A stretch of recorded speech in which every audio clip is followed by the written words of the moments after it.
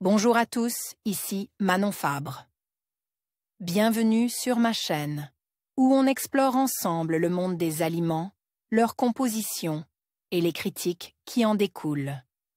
Si vous voulez mieux comprendre ce que vous mangez et faire des choix éclairés, n'hésitez pas à vous abonner pour rester informé. Prêt à découvrir? C'est parti. Bonjour à tous et bienvenue sur ma chaîne. Aujourd'hui, je vais aborder un sujet qui suscite beaucoup de débats, la décision de la Haute Autorité de Santé concernant le remboursement du bypass gastrique en oméga. Je vais vous expliquer les raisons qui ont conduit à cette position défavorable, ainsi que les implications pour les patients et les professionnels de santé. Restez avec moi pour découvrir les enjeux de cette décision et ce qu'elle signifie pour l'avenir de la chirurgie bariatrique en France. La HAS défavorable au remboursement du bypass gastrique en oméga. Après évaluation, la HAS annonce être défavorable au remboursement du bypass en oméga, une des techniques de chirurgie de l'obésité. Souvent pratiquée en France en raison d'un manque de données sur son efficacité et du risque complications graves. Chaque année, plus de 50 000 personnes subissent une opération de chirurgie bariatrique, selon la HAS. Ce type d'intervention chirurgicale est envisagé pour aider les personnes en obésité morbide à perdre du poids lorsque toutes les autres solutions, traitements, sport, diététique, ont échoué.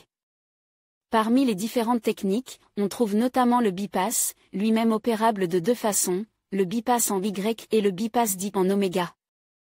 Étant donné qu'ils sont de plus en plus pratiques, ces deux modes opératoires ont été soumis à évaluation par la HAS.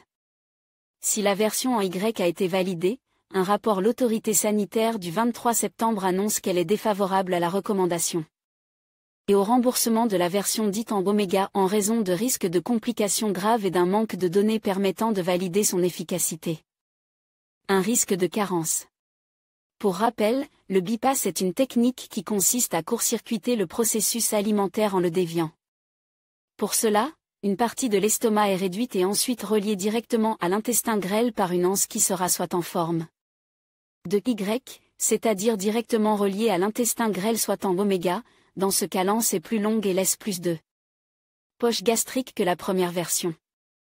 Selon le rapport de la HAS effectué sur le bypass en oméga, les études révèlent un plus grand nombre de complications graves parmi lesquelles des carences sévères, notamment en vitamines et minéraux, des reflux biliaires.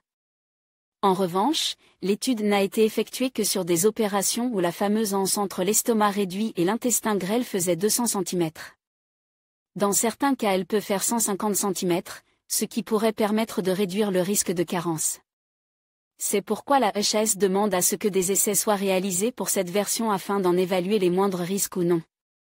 La chirurgie bariatrique étant de plus en plus utilisée, la HAS annonce aussi que d'autres états des lieux des techniques autres que celles actuellement recommandées, anneau gastrique, bypass, dérivation biliopancréatique, sleeve, seront effectuées afin d'améliorer la qualité des soins.